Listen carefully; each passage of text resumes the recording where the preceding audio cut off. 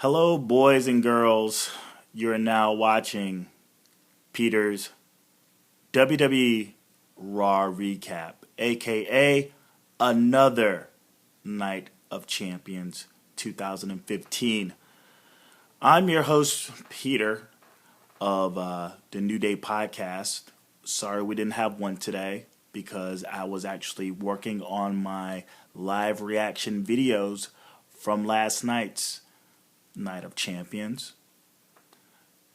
I said I wasn't going to do another Raw recap because of the football season.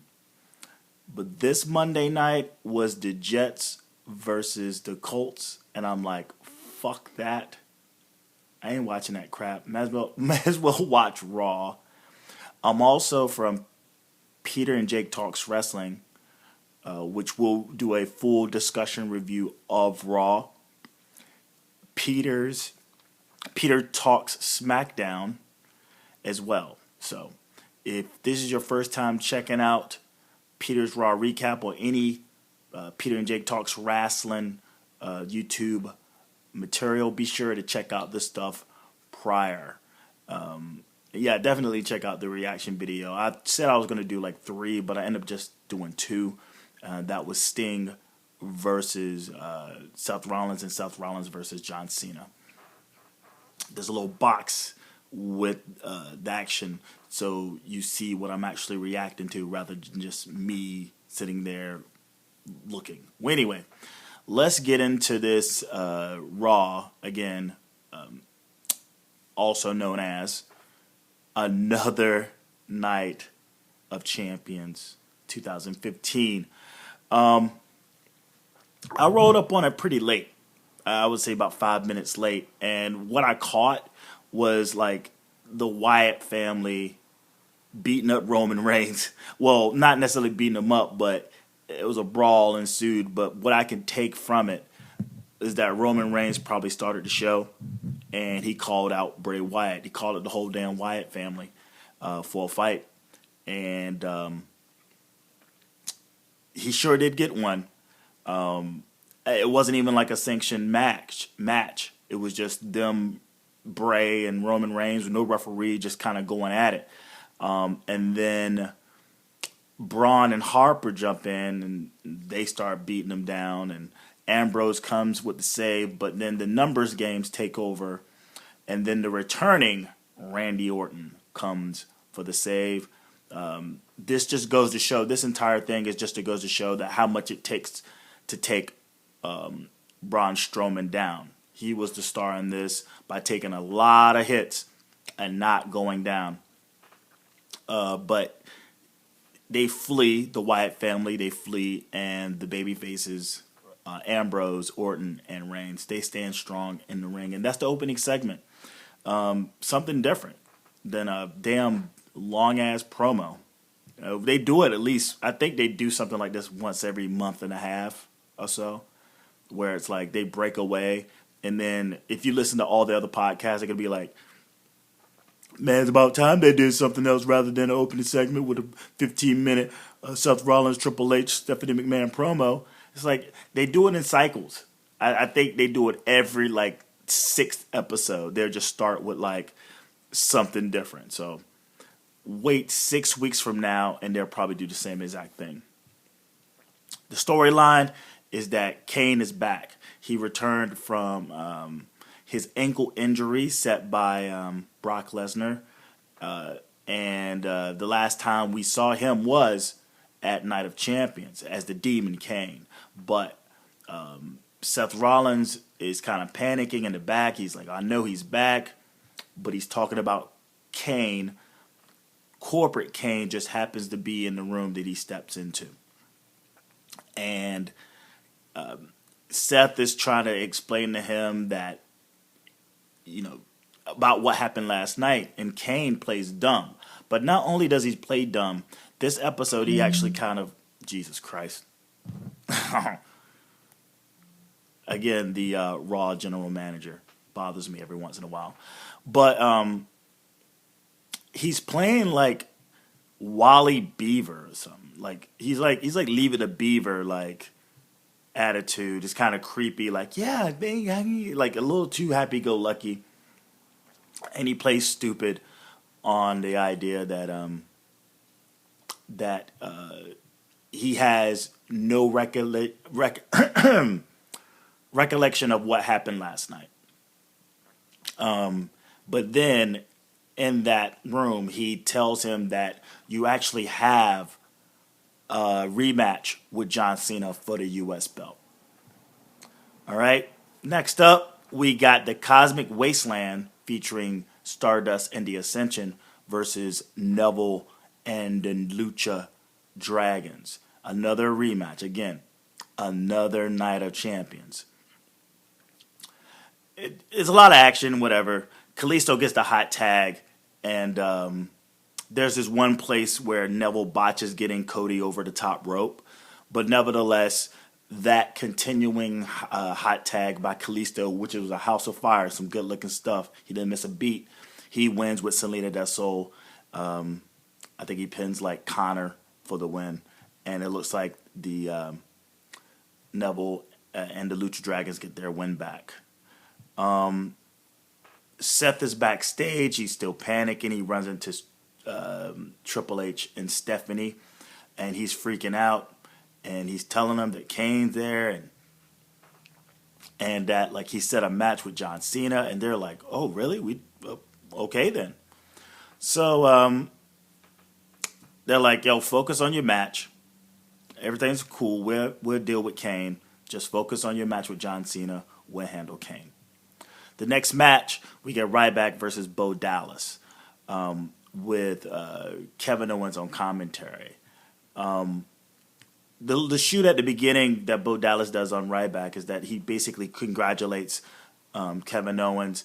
He then shoots at Ryback. He's like, well, you believed that you were going to beat him, but you believed that you were better than Owens. I don't know. Who cares? But he just shoots on him. And then Ryback somewhat makes quick work. I mean, Dallas gets a little offense in, but for the most part, this was a squash match. And Ryback wins with Shell Shock. And then after he wins with Shell Shock, Kevin Owens ambushes him. And then Ryback gets Owens in Shell Shock. He escapes. But the way he escapes is pretty funny because the belt is kind of laid over to the side, and rather just doing a random, like just sort of roll out the ring, he actually broke out of the Shell Shock and escaped towards the IC belt to grab. I just thought that was like attention to detail. I really thought that was entertaining. So we got that moving forward. I think Ryback is going to invoke his rematch clause sometime soon, if not for the next pay-per-view. But I'm not sure which pay-per-view is up next. I'm going to have to check the WWE pay-per-view or special event schedule to see what's after Night of Champions. All right. What we got here? Ric Flair in the center ring cuts a promo on his proudest moments, and his proudest moment being that his daughter won the Divas Championship. Now, this gets interesting because as of late, Paige hasn't been doing so great. She's almost like being Cesaro'd right now, but she's been losing match, especially to Sasha Banks. And Charlotte is, she talks about her dad. She talks about Becky Lynch. She's giving Becky Lynch big ups. But then she goes to tell Paige how she feels about her. And Paige just kind of loses it. She snaps. She's like, fuck you. She should have said fuck you. It would have been all the same. But you're patronizing me. And she shoots the living fuck. She just does just raw shoot on Charlotte Flair, and then she shoots on Becky Lynch, calling her the least relevant of all the divas. I was like, ouch, man. Because my whole thing was that because that she was being almost considered the less relevant, that somehow she would win the championship first out of all the NXT girls that come up. I mean, that got debunked with Charlotte Flair winning it. But damn, she just fucking she murdered Becky Lynch with that comment. And then she just shoots on everybody in the Divas division. The Bellas, Alicia Fox. She even shoots on Nattie. She shoots on fucking Team Bad, Banks, Nyomi. Fucking. I'm surprised she didn't talk about Snooker's murdering father. You know, like I'm surprised she went out, and it really caught people off guard. It was a very good segment. When you do things like that, though, you're over like a fat rat. So expect Paige to get a little bit of a little babyface heat from that. It was needed, but you know, let's shake it up a little bit. Maybe we'll get some more dissension. We get more of a storyline going forward with like some raw emotion rather than, oh yeah, we're a faction over here, we're a faction over there. Look at us, we're women, we're wrestling. Just something. I mean, it looks like she wants to position herself to the belt, but I guess we still got to get past a Nikki Bella rematch for the belt. Oh yeah, she even shot on Charlotte on some like, the only reason why you're here is because you're old man. Ooh, there you go. The Bellas show up, and Nikki actually shoots at Charlotte about, oh yeah, welcome to my world. Yeah, you know, this is what I had to deal with for the past year. Can you take all this heat? Can you take all this pressure? Can you take all the shit talk coming towards you? People get jealous. People do this, you know. This is what I had to do as Divas champ. Not only am I going to win my championship back, you're also going to lose to my sister Brie. And then we get a Brie versus Charlotte match where Brie basically reworks the leg. Not a bad match at all. It's funny because I think if you got the Bellas sticking to doing things of that nature rather than trying to do whoop-de-doos and flips and trying to keep up with like the NXT style of the girls that's come up, if they could just work something and keep it real basic, I like that kind of diva. I like that kind of Bellas performance. Last night, Night of Champions, Nikki worked the knee and Brie continued to work the knee. But Charlotte ends up getting the win with the figure eight. Clean finish. No one from Team Nikki ran in. Team Bella ran in. They looked actually kind of disappointed in Brie that the fact that she lost more than mad at Charlotte for beating her. All right. We get Sheamus versus Mark Henry squash match. A squash match. Poor Mark Henry. I get to see him on TV. That's a good thing. He hit him with two bro kicks. One didn't connect too well, and then he hit him with a second one that popped him real good. 1, 2, 3 count. You got to look. Sheamus looks strong. He has the Money in the Bank briefcase. Triple H, Stephanie McMahon, and Cain back in the office. And again, he doesn't remember last night. They try to remind him. He's like, look, don't play mind games with us. Give us the mask. And he's like, what mask? I haven't seen the mask.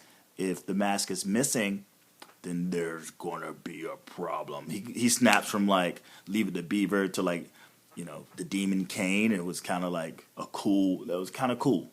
Yeah, it's gonna be a big problem. And then he snaps out of it. He's like, well, let me go look for the mask.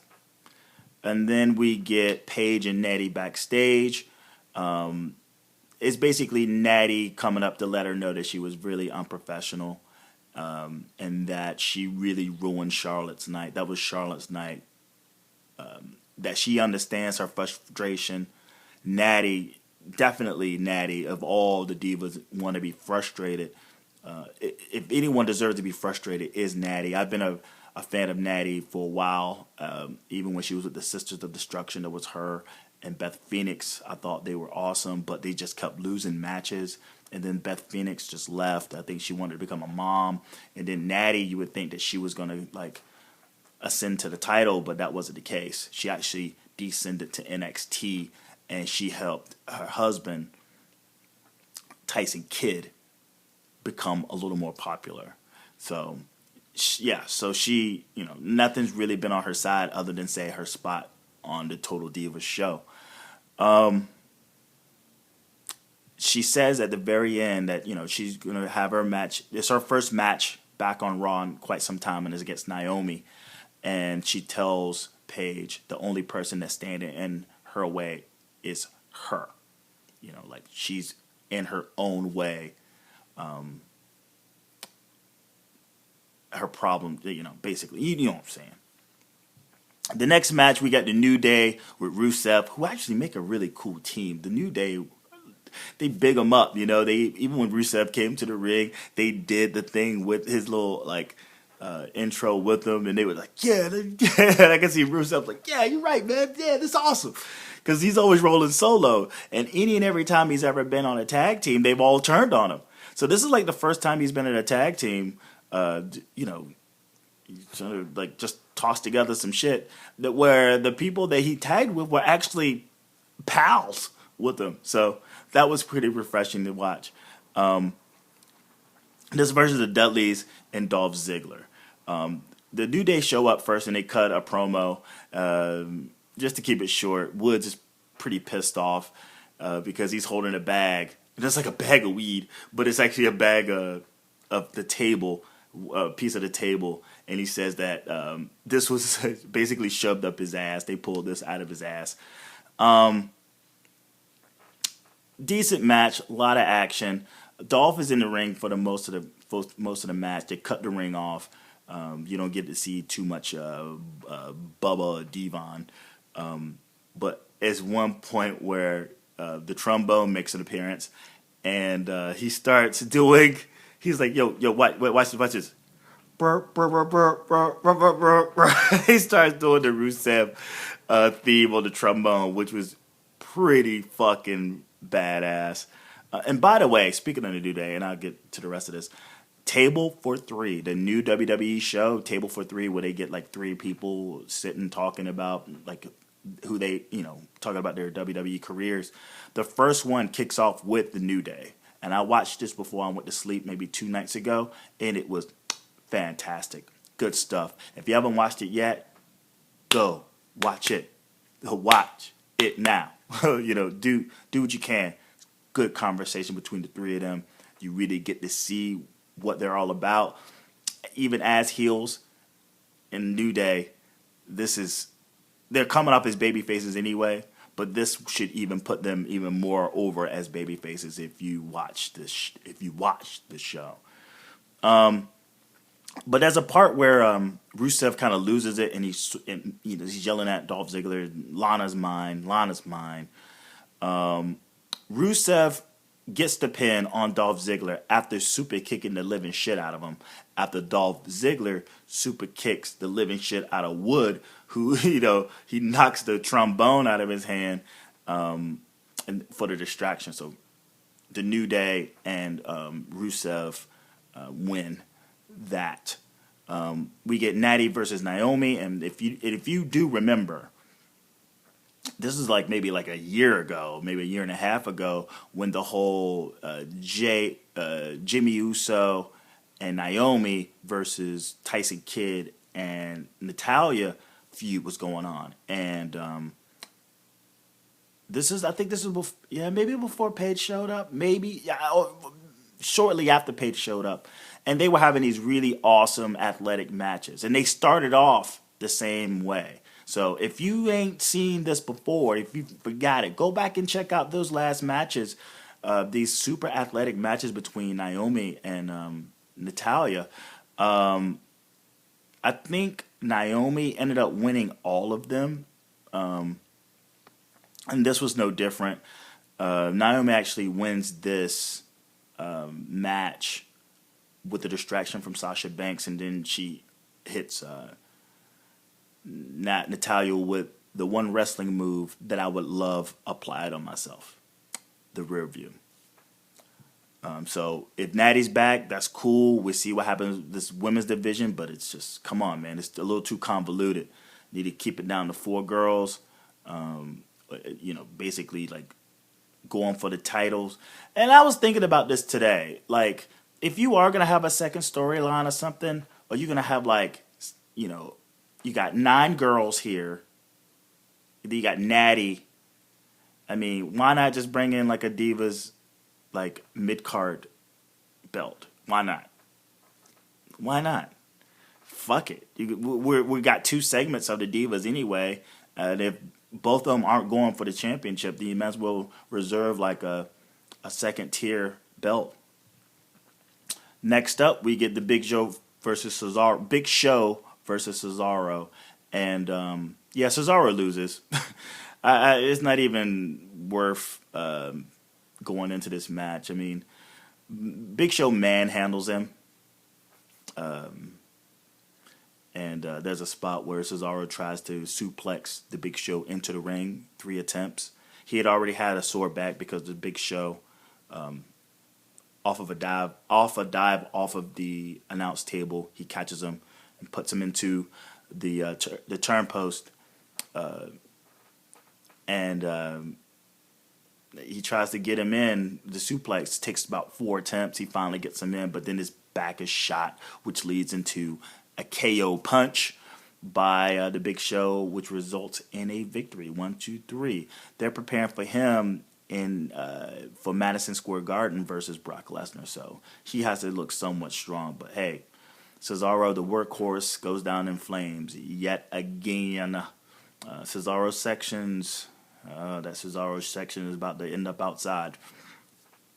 After he gets the win, he cuts a promo on Brock, and to hype up that shit. We get a Wyatt family promo in the back. They say a bunch of stuff, and then we go to the main event, which is John. I think there's a thing in the back with Stephanie and Triple H and Seth, but it's not even worth mentioning. Cena versus Seth Rollins for the rematch for the U.S. belt, and it is pay-per-view worthy. I would say even that this match was better than the one last night, but it's not like anything we haven't seen. At the very end, Seth Rollins hits a frog splash, a beautiful frog splash, which Cena no-sells into Super Cena up for the AA 1, 2, 3 pin. He retains his belt. Soon after, Cain shows up on the big screen. And I thought it was like a Snapchat moment where, I don't know if you have Snapchat, but they have this new thing with Snapchat where you can do all this weird animation type stuff with your face and all around you. But I was waiting for Cain on the big screen to have the one where it's like it turns into like a demon or something. I was like, this is a Snapchat. This looks totally like a Snapchat. The only thing that's missing is a little circle in the corner. And also, like, if you do use Snapchat, like, y'all notice that like the time clock is gone? It's just a little circle now. Oh well, enough of Snapchat talk. But he talks about how he wants a shot at the belt. I mean, well, someone wants a shot at the belt now that you wouldn't expect. You'd be surprised to know, or some shit like that. And it was all a ruse, a recording, and then next thing you know, the lights go out, it turns red, and the demon Cain comes from beneath the ring. He tears the ring open from the bottom, and he's coming to get Seth Rollins. And Rollins is doing any and everything possible to escape, which results to him getting pulled into the mat. Explosions, and you see smoke flying. So I think Seth Rollins is dead. He's dead. I mean, how do you come back from that? I don't know. He's dead. In my eyes, until I guess we find out next Monday, and maybe he's going to be covered in soot and the fact that he escaped. But nevertheless, R.I.P. Seth Rollins. It's been real. And that's how Raw ends. Again, it was basically Clash of Champions. Night of Champions, take 2. Another Night of Champions. Definitely some things got moved. we still, we got the return of Orton, and we're still continuing the feud with the Wyatts and Reigns and Ambrose. We moved the feud forward for Ryback and Kevin Owens. We get to hear Ric Flair cut a promo. We saw Paige lose her shit. Again, that was probably the highlight of the night. She got to do her pipe bomb. That was pretty cool. The return of Nattie. I got to see Mark Henry, even though he went down in a fucking heap. And yeah, we got to see like a really entertaining enough tag team, the Rusev, New Day, Dudley, Ziggler, and a pay-per-view worthy main event. So if I was to give this, a grade, I mean, it kept my attention somewhat. I'd give it a B minus. It wasn't bad. I bet it wasn't worse than Monday Night Football. But check this out. Do yourself a favor, guys. Go back and check out my live reactions to last night's Night of Champions. Again, it's two up, but it's both Seth matches. I put the little video below so you can see what the play-by-play how I'm reacting. It's Seth versus Sting and Seth versus John Cena. If I feel like uploading the other ones, I will, but I don't think that's going to happen. Again, if you're new time here, hit that subscription button. I don't think I'll be doing, depending on what's next Monday, I may not be doing a Peter's Raw recap. So either way, you can always tune in if you hit that subscription button to Peter and Jake Talks Wrestling. We got episode 56 showing up, which will be the Night of Champions review, and tonight's Raw from El Rodeo. I guess I ain't even say at the beginning. It's El Rodeo. Lerado, whatever the fuck it is. But, yeah, we do a full review on both and discussion on both. And then tune back in for Peter Talks SmackDown. And that will be it for moving forward for the rest of the week. But check out previous episodes. Again, hit the subscription button below. You can check out the podcast on iTunes as of recent, Stitcher Radio, SoundCloud, and if you have a Tumblr account. So go to any of those. Just Google Peter and Jake Talks Wrestling. That's WRASSLIN Talks Wrestling. Peter and Jake Talks Wrestling. And you'll get a whole host of ways to listen. Subscribe. Add it to your favorites playlist. Comment, like, thumbs up, hit the heart thing, and share, please. I will be a happy mofo if you just share these with your friends. And yeah, and with that said, watch out for those foreign objects, motherfucker. Oh yeah, one more thing. I forgot to mention that I actually have a review of Ring of Honor All-Star Extravaganza 7 from last Friday. I have that review up as well. So if you check out ROH, if you watch that show, that pay-per-view, All-Star Extravaganza, be sure to check that out. That was uploaded on Sunday. So also check that out. Peace.